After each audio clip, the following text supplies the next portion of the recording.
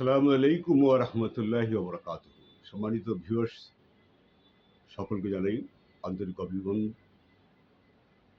আমরা পৃথিবীর এক মহা সংকটাপন্ন অবস্থার মধ্য দিয়ে পার করছি সময়। মানব এই সমাজ বা মানব সভ্যতা বর্তমানে, এবং বাংলাদেশও এর বাইরে নয়। বাংলাদেশও আছে রাজনৈতিক অস্থিরতা, আছে সামাজিক অস্থিরতা, আছে পারিবারিক অস্থিরতা। নানা বিষয়ে আমরা এক অস্থির জীবনযাপন করছি। এবং সবচেয়ে বড় যে বিষয়টি সেটি হচ্ছে মানুষের মধ্যে যে একে অপরের পারস্পরিক একটি বন্ধন, একে অপরের প্রতি যে একটি মিনিমাম রেসপন্সিবিলিটি ছিল, সেটি এখন আর লক্ষ্য করা যায় না। পৃথিবী যখন ধ্বংসের মুখোমুখি চলে আসবে, সেই সময়টায় আল্লাহ সুবহানাহু ওয়া তাআলা কিছু জিনিস পৃথিবী থেকে উঠিয়ে নিয়ে যাবে। তার কিছু কিছু আলামত অতি বিশ্লেষক যারা, তারা নিশ্চয়ই জেনে থাকবেন। নতুন করে আমি বলতে চাই না, শুধু এটুকু বলি যে আমার মনে হয় যে আহ, পৃথিবীর যে সময় বা শেষ শেষ বিচারের সময়, সেটি মনে হয় অতি নিকটবর্তী আহ, সময়ের মধ্যে চলে আসছে।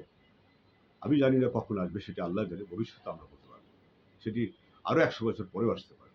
কিন্তু অনুমান করা যায় কিছু সিমটম, যেগুলো রাসূল সাল্লাল্লাহু আলাইহি ওয়াসাল্লাম বলে গিয়েছেন, সেগুলো মিলে যাচ্ছে। এবং কোরআন এবং হাদিসের আলোকে অনেক বিশ্লেষকরা বলছেন যে হ্যাঁ, পৃথিবীর সময়, মানে ধ্বংসের সময় খুব দ্রুত চলে আসছে। এর মধ্যেও আমাদের মধ্যে সমস্যা, নানা সমস্যা, প্রতিকূলতা, এবং পারিবারিকভাবে, মানে বিশেষ করে একটি পরিবারের 2, 4 জন 5 জন সদস্য যে পরিবারে আছে, সেই পরিবারে গিয়ে দেখুন একে অপরের সাথে পারস্পরিক যে বন্ধন, একই মায়ের সন্তানরা, তাদের মধ্যে আছে ব্যাপক ফারাক। সম্পদের লড়াই, না পাওয়ার লড়াই, এই যে মা বাবার প্রতি যে শ্রদ্ধা, বা মুরব্বীদের প্রতি যে শ্রদ্ধা ভক্তি, এগুলো একেবারে উঠে গেছে সমাজ থেকে। এগুলো নিয়ে এখন আর কেউ ভাবেও না। আজকের জেনারেশনরা তো ড্যাম কেয়ার, তাদের জন্য এগুলো কোনো বিষয় না। মুরব্বী কে আসলো কে গেল, কোন মুরব্বীকে কি করতে হবে, তাদের জন্য এটা মানে একটা ফালতু বিষয়। এখনকার জেনারেশনটা হচ্ছে প্রযুক্তিগতভাবে, মানে কম্পিউটারাইজড সুপার পাওয়ার। তারা মনে করে যে তারাই সব বুঝে। আর যারা একটু বয়স্ক বা মুরব্বী, তারা কিছুই বোঝে না, তাদের দ্বারা কিছু নেই, তারা ফালতু। এবং এই ফালতুদেরকে অবজ্ঞা করে, অবহেলা করে সমাজ এখন চলছে অন্যরকম ভাবে, পৃথিবী চলছে অন্য ভাবে। এই লক্ষণই বলে যে আসলে ধ্বংস অতি নিকটে। তো আমাদের দেহ এবং মন, এই দুটি পারস্পরিকভাবে সম্পৃক্ত। দেহ ছাড়া জীবন, মনের অস্তিত্ব নেই। মন ছাড়া তেমনি দেহের অস্তিত্ব নেই। দেখুন, মন এমন একটি অদ্ভুত এবং রহস্যময় জিনিস, যেটিকে আমরা ইচ্ছে করলেই কন্ট্রোল করতে পারি না, নিয়ন্ত্রণ রাখতে পারি না। মন অনেক কিছু চায়, অনেক কিছু করতে চায়। আমরা সেগুলোকে কন্ট্রোল করায় অনেকেই ব্যর্থ হই, আবার অনেকেই মনের ইচ্ছে মতো চলার চেষ্টা করি।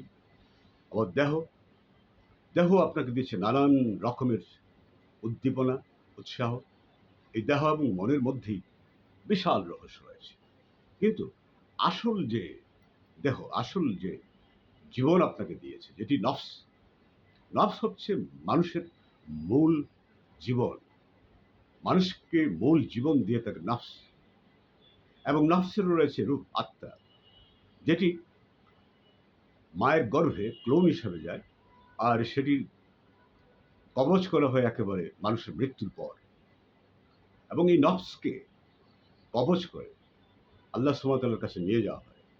সাথে নিয়ে যাওয়া হয় আমাদের এই যে ঘাড়ে পিঠে মেমোরি, যেটি আমরা মোবাইল ইউজ করি যেমন মেমোরি, বা কম্পিউটারে যে মেমোরি ইউজ করি, এরকম একটি মেমোরি এখানে সেট আপ করা আছে। সেখানে সমস্ত কিছু রেকর্ড হচ্ছে প্রতিদিন, প্রতিনিয়ত, প্রতি সেকেন্ড, প্রতি মিনিটে। পাশাপাশি আমাদের যে আহ, আহ, মানুষের যে ডিজাইন, যেটাকে আমরা ডিএনএ বলি, কোন মানুষটা কেমন হবে, কি প্রকৃতির হবে, কত ফুট লম্বা হবে, কে কি করবে, সমস্ত প্ল্যানিং যেটার মধ্যে লেখা, সেই ডিএনএ, সেই ডিএনএ, নফস এবং সেই মেমোরি, এই তিনটি জিনিস মৃত্যুর পর আল্লাহর কাছে নিয়ে যাওয়া হয়। এবং আল্লাহ সুবহানাহু ওয়া তাআলা সেই মেমোরিতে, আল্লাহ তো জানেন সব কিছু, কে কী করবে এগুলো উনি জানেন, উনি মহাপ্রজ্ঞাময়। তারপরেও সেই মানুষটিকে যে ইল্লিনে দিবেন, মানে বার্জাকের জগতে, যেটাকে আমরা কবরের আজব বলি, সেটিকে তিনি কোথায় নিয়ে যাবেন সেটি নির্ভর করে আসলে তার কর্মফলের উপরে। ইল্লিনে যায় তাহলে জান্নাতি হবে, সিজ্জিনে গেলে আবার আহ, জাহান্নামী হবে। অর্থাৎ এই মহাবিশ্ব একটি নয়, দুটি। একটি মহাবিশ্ব হচ্ছে আমরা যেটিতে থাকি, এখানে এটি সামাওয়াত। এই মহাবিশ্ব তৈরি হয়েছে মূলত জিনদের জন্য, অ্যান্টি ম্যাটারের তৈরি জিন, আপনারা জানেন, আগুনের তৈরি জিন। আর মানুষের জন্য তৈরি করা হয়েছে জান্নাত, আরেকটি মহাবিশ্ব, যেটির মাঝখানে আছে বার্জাক, এবং বার্জাকের উপরে আরাফ, যেখানে ফেরেশতাদের বসবাস।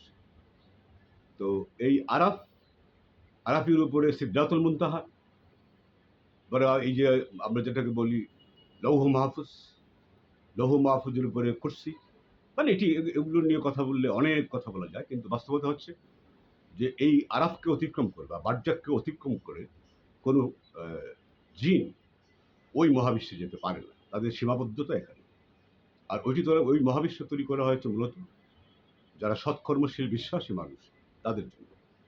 তো আমরা কতটা সৎকর্মশীল, কতটা বিশ্বাসী, আমাদের ইমান কেমন, সেটা তো আমরা স্পষ্ট নিজেদেরকে প্রশ্ন করলে আমরা বুঝতে পারি।